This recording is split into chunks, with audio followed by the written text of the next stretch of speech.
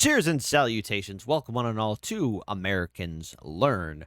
My name is Kit, and it's so good to have all of you here with us. We got ourselves a fun, unique video to check out here, and something that, well, is flying under my radar, but I really don't know how to really say this, but the video in question that we're going to be checking out here on our channel is titled How Terrorists Stole an Italian Cruise Ship. So, all right, grab yourself a tasty snack and a tasty beverage, because I've never heard of this story before in my life. So, as always, please be sure to like, comment, share, and subscribe. And yes, for all the videos that we check out here, please support the original content creators. This YouTube channel is titled IMPERIAL. I like the name. It's a strong name. Good name. So be sure to check them out. Again, all the links, the videos that we react to, the original link is in the description box below. But now, let's check out how terrorists stole an Italian cruise ship and pull up the video in a 3, a 2, a 1. Monday, the 8th of October, 1985. The 23,000-ton Italian cruise liner Achille Lauro is docked at the port of Alexandria on the coast of Egypt. This is day 5 of the ship's 12-day Mediterranean voyage that started in Genoa and saw ports of call in Naples and Syracuse. Alexandria is just another stop on this holiday cruise. There is nothing to indicate that it will end up being anything more than such. At some time in the morning, hundreds of passengers begin disembarking the ship, transferring to buses that will take them to see the pyramids in Cairo, around a 2.5 hours bus journey away. Very good. This exodus leaves only 70 to 80 passengers on board, who remain with the ship's 340-person crew. Once deboarding is complete, the captain leaves the port of Alexandria, plotting a course for the port of Said, roughly 225 kilometers to the east of their position. Here they intend to rendezvous with the Cairo tourists in roughly 14 hours' time. However, the Cairo tourists would never see the ship. They would arrive at 10:30 p.m. that evening to an empty dock, long after it was due to arrive. With no ship to be found, they would wait 3 hours into the night under the impression that congestion around the mouth of the Suez Canal had caused its delay. But that wasn't the case. No, that doesn't look like the case at all, especially after waiting 3 hours and no one's knowing what's going on. That's no dice. Earlier that day, at around 1 p.m, a distress call had been broadcast from the Achille Lauro and picked up by a Swedish radio station in Gothenburg.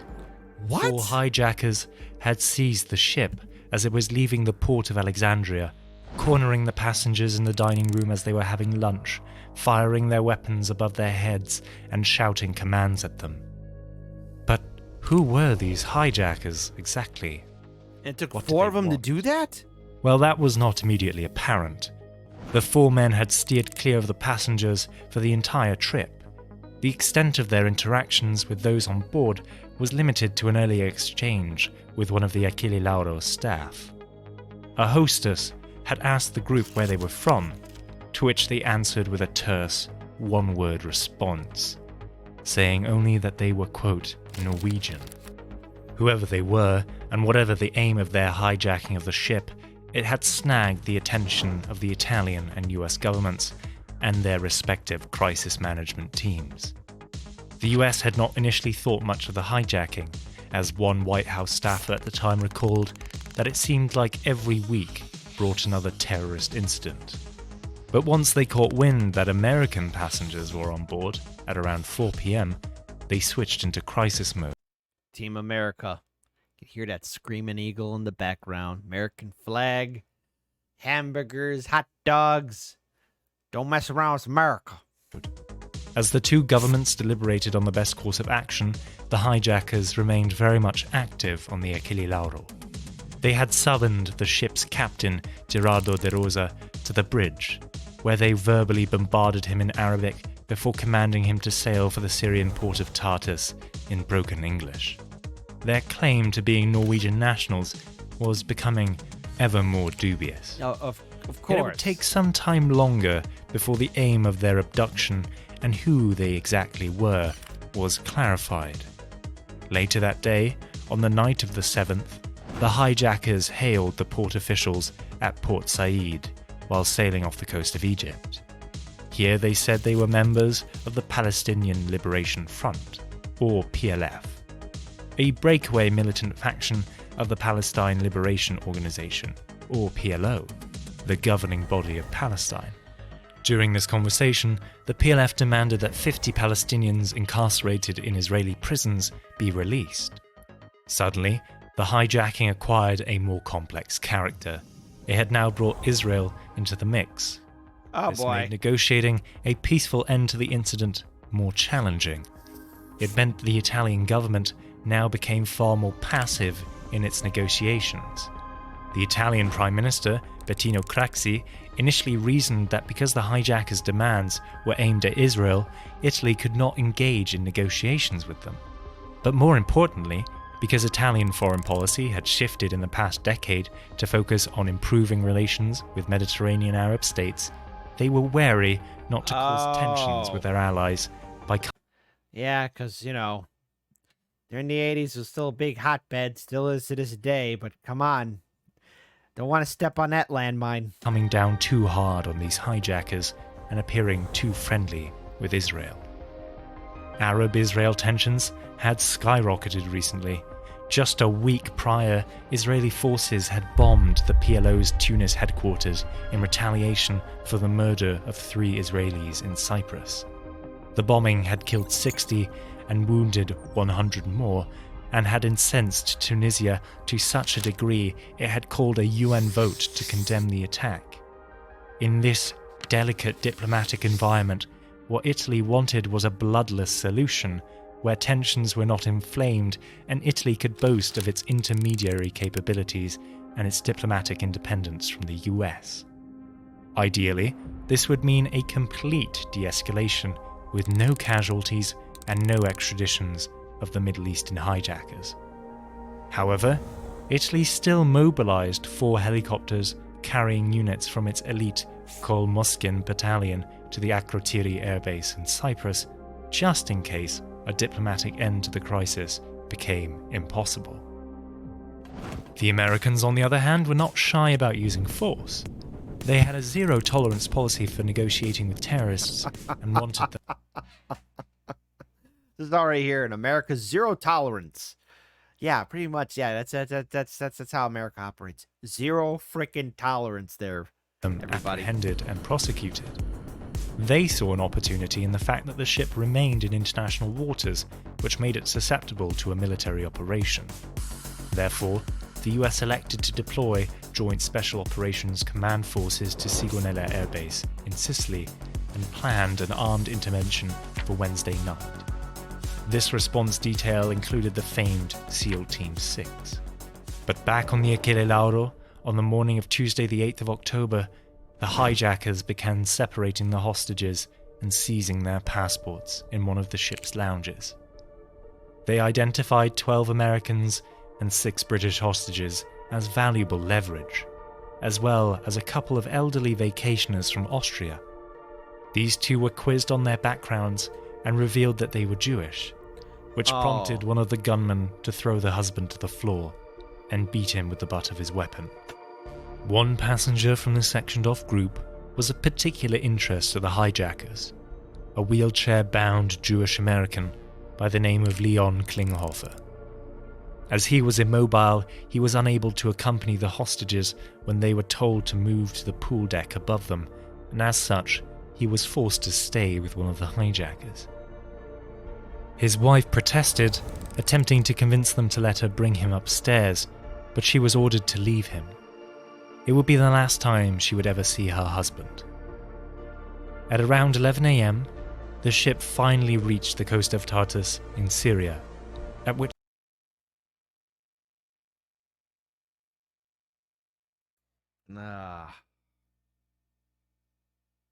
That must be so heartbreaking to see and deal with.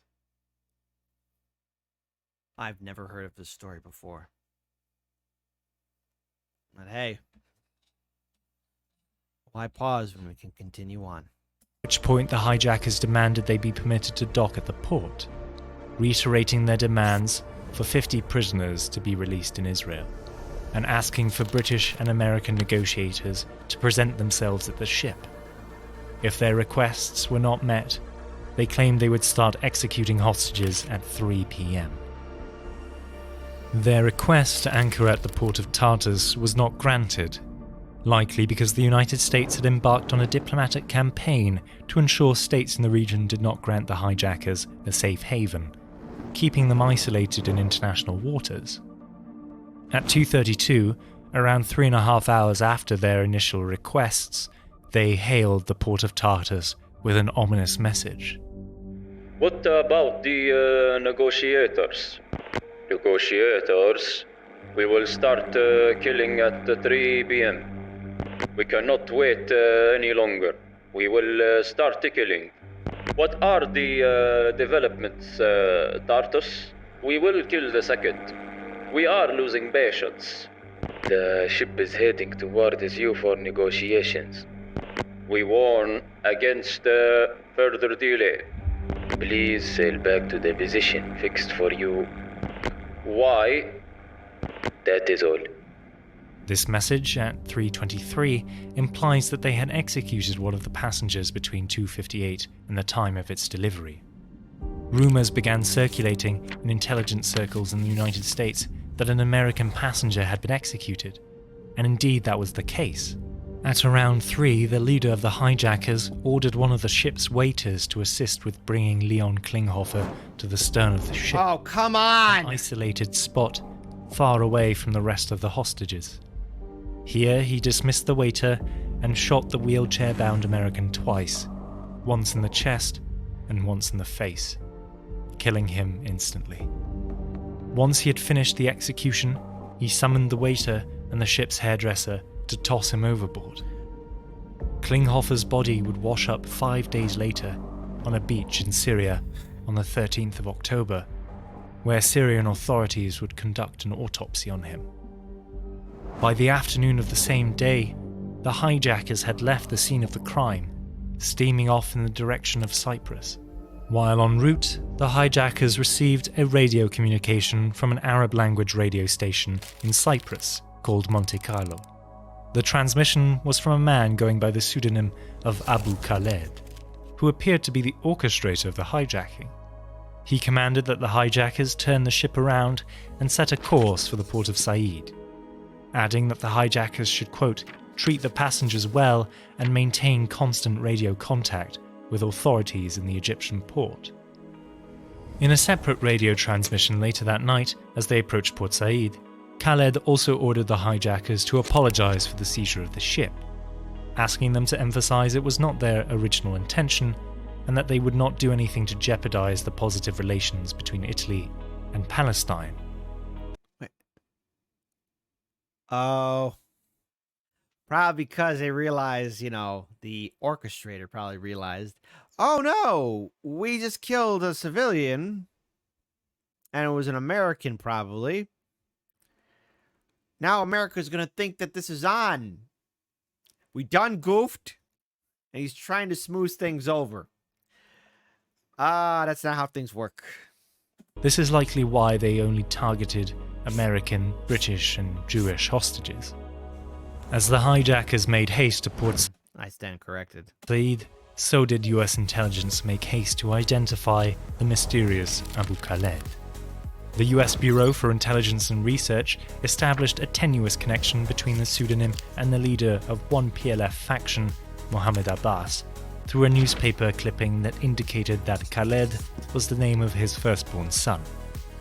This somewhat rickety theory was later confirmed by Israeli intelligence contacts that said that they had encountered this sobriquet before, and that they were 99% sure it belonged to Mohammed Abbas. Now this was a problem for multiple reasons. The first was because, unbeknownst to foreign observers, on Tuesday the 8th, Mohammed Abbas had been waylaid in Cairo on his way to Tunis by the Egyptian government. One account describes that at 10:30 p.m. the previous day, roughly 9 hours after the hijacking, the Italian Foreign Minister Giulio Andreotti had contacted the Egyptian Minister of Foreign Affairs, Boutros Ghali, requesting that Palestinian diplomats be involved in mediation. So Ghali tried to reach out to the de facto Palestinian leader, Yasser Arafat, to request a diplomatic envoy, but he was unable to reach him. Shortly thereafter, however, the Egyptian Secret Service informed him that a high-ranking member of the Palestine National Council was soon due to pass through Cairo on his way to Tunis. That high-ranking member was Mohammed Abbas. So when Abbas arrived in Cairo, he was taken off the aircraft, dragged to the foreign ministry, and plopped down in front of Italian and Egyptian diplomats as a mediator in the very hijacking he had orchestrated. This was a clear conflict of interest, and it wasn't long before every party involved in the crisis knew his true role.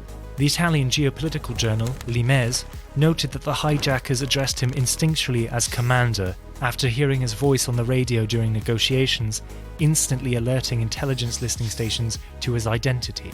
So obviously that was a problem. Secondly, the revelation that the hijacking was being led by a PLO loyalist made the situation far more delicate. Since the PLO was the only semi-respectable authority in Palestine that could be negotiated with, if Italy or the US began accusing it of terrorist activities, they would lose their only diplomatic bridge into Palestine. Knowing this, some American analysts began advising against a military operation so that the Palestinians could save face and negotiate their way out of the conflict with the Egyptian government. A strategy the Italians were already following to keep tensions down. In any case, whether a military operation should be conducted was now out of their hands. By 7:15 a.m. on Wednesday the 9th, the Achille Lauro had entered Egyptian territorial waters despite American protests and had engaged in negotiations with Egyptian and Palestinian emissaries, rendering a US intervention impossible. Over the next few hours, Mohammed Abbas would be in the privileged position of mediating the de-escalation of a hijacking he himself had orchestrated. This is like, wow.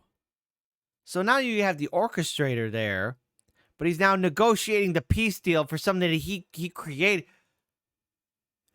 You know, I like to say this sometimes on some of our videos, but what could possibly go wrong? And with this in mind, it is no surprise that negotiations proceeded so quickly. By 1:30 p.m., just over 6 hours after negotiations started, Captain De Rosa of the Achille Lauro made the following statement via radio communications with Port Said. "I am the captain. I'm speaking from my office, and my officers and everybody is in good health." That assurance, which implied all the hostages had been unharmed, was enough for the Italian and Egyptian governments to allow the hijackers to go free in exchange for the release of the ship and its passengers. The American diplomat in Egypt, Nicholas Veliotz, refused to sign off on these release terms in the view that nothing short of prosecution would be satisfactory. As such, only Italian and Egyptian pens were put to paper. Unbeknownst to the two signatories at the time, though, De Rosa was fully aware not all of the passengers were unharmed. Shortly following the murder of Klinghoffer the day before, the leader of the hijacking squad, Magid al-Bolki, had made his way up to the bridge of the ship, handing De Rosa Klinghoffer's passport and telling him that he had been eliminated. De Rosa also later said in a TV interview that he was certain that Molki was telling the truth, as he had bloodied trousers and shoes. The only reason he had stated that everyone was fine was because he was being held at gunpoint during the conversation. But before anyone was able to catch wind of the ruse, the hijackers had already disembarked and relinquished the ship, leaving around 3:30. They were escorted by Egyptian patrol boats to the port of Said, where they swiftly vanished onto the Egyptian mainland. But where to? That would take a little while longer to become clear. Meanwhile, it was becoming ever more obvious to the Italians that something was gravely amiss. Between 4:20 and 6:10 p.m., Italian officials ascertained through conversations with Captain De Rosa that there had, in fact, been a casualty. At 6:30, the Prime Minister Bettino Craxi issued the announcement at a press conference shortly after contacting US President Ronald Reagan to inform him of the death of Klinghoffer. The Italian diplomatic corps was left with egg on their faces. Merely hours before, Foreign Minister Giulio Andreotti had been boasting about the capabilities of Italian diplomacy, saying the bloodless end of the crisis was, quote, the fruition of an Italian foreign policy. Oh, boy. The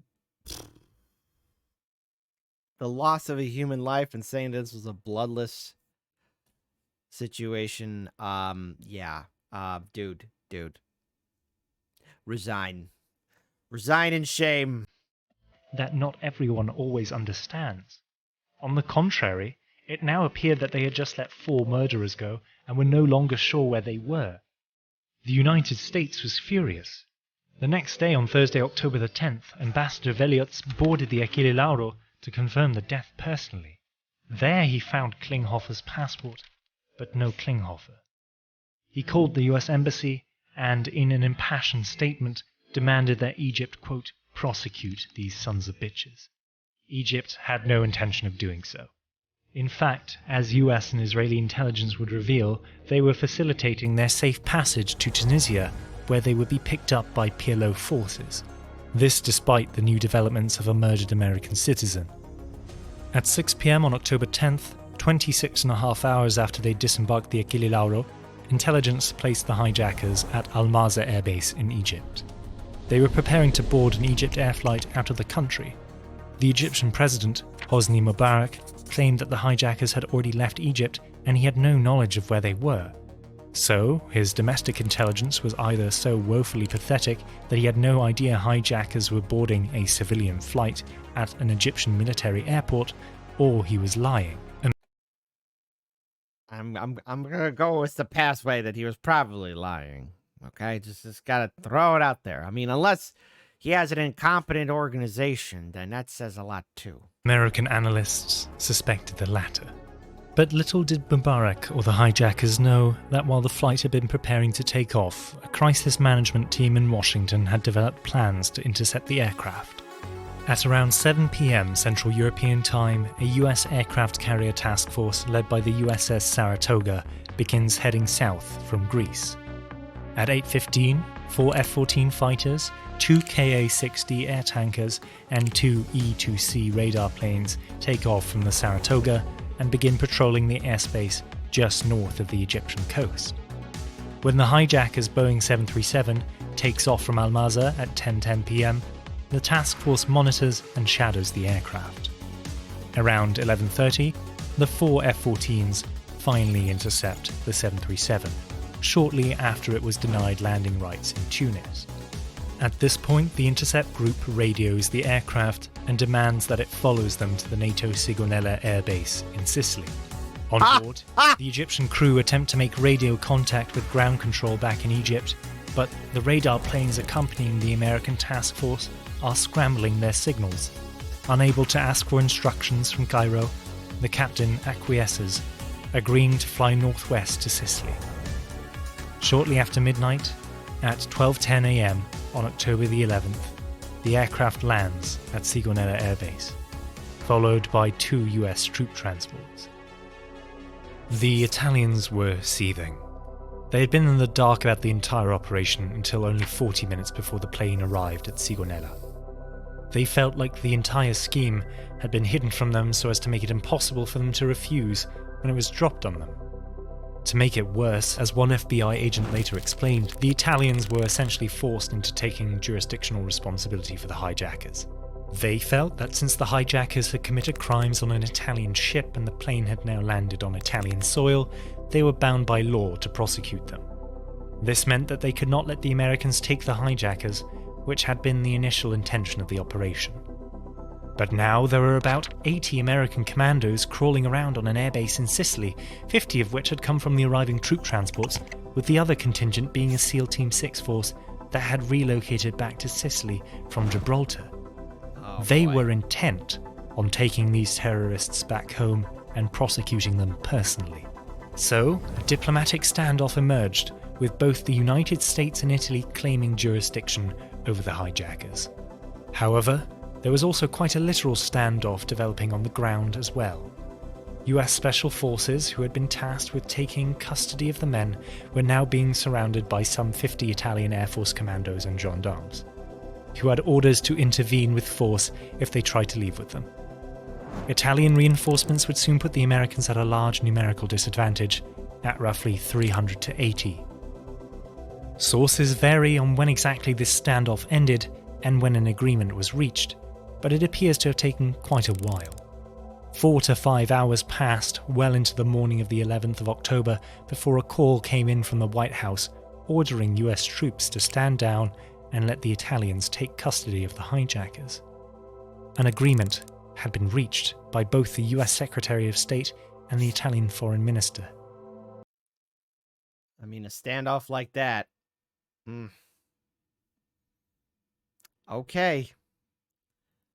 Jeez, thank goodness cooler heads prevailed. Oh my God. American troops would stand down if the Italians promised the hijackers would be prosecuted. On board the 737, Italian troops would find the 4 hijackers and their retinue, and as a bonus, the orchestrator of the hijacking itself, Mohammed Abbas. Yo! The crisis was over. While there would still be issues between the US and Italy, namely the refusal to extradite or even prevent the mastermind Abbas from leaving the country, due to what the Italians called, quote, a lack of evidence of his involvement, the hijackers would be tried and sentenced in Italian courts. The man who had killed Klinghoffer, Magid al-Mulki, received 30 years, while his accomplices received more lenient sentences between 25 to 15 years. Italy would later recant their conviction of Abbas's innocence and try him in absentia, but he would never spend a day in Italian prison, having found refuge in Iraq. The hijackers always claimed they had never intended to seize the ship, instead meaning to use it as a jumping-off point for an attack on the Israeli port of Ashdod, which had been in the ship's trip itinerary. They claimed to have been discovered by the crew and had to improvise. Italian courts and intelligence analysts doubt this story, but that is a bag of worms that we unfortunately don't have time for. Yeah, again, it doesn't really add up. I think their whole plan was to take the ship. If you're at all interested, you can find further sources in the description. This video covered polarizing topics like the Israel-Palestine conflict and a politically motivated hijacking. If ground news had existed in the 1980s, it would have helped me distill a loaded topic such as this and help me approach it in a balanced and unbiased way. Luckily, ground news is available today. I use their website and app daily to read news, ensuring a balanced perspective and a clean, centralized feed where I can see every side of any news story. Okay, well, there's a lot to unpack there. First of all, I never knew of this historic event that took place and what exactly happened. First of all, this is an absolutely outstanding video, very detailed in its analysis. It's horrifying to find out what happened to one of the passengers, and how he met his end. But wow, talk about twists and turns, diplomatic intrigue, national conflicts happening between various nations in the Mediterranean as well as the United States as well. I would say if this is this kind of stuff you want us to check out here on Americans Learn, please be sure to type in the comment section below. How many of you knew of this story? I've never heard of it before. Are there any other similar stories that we should check out?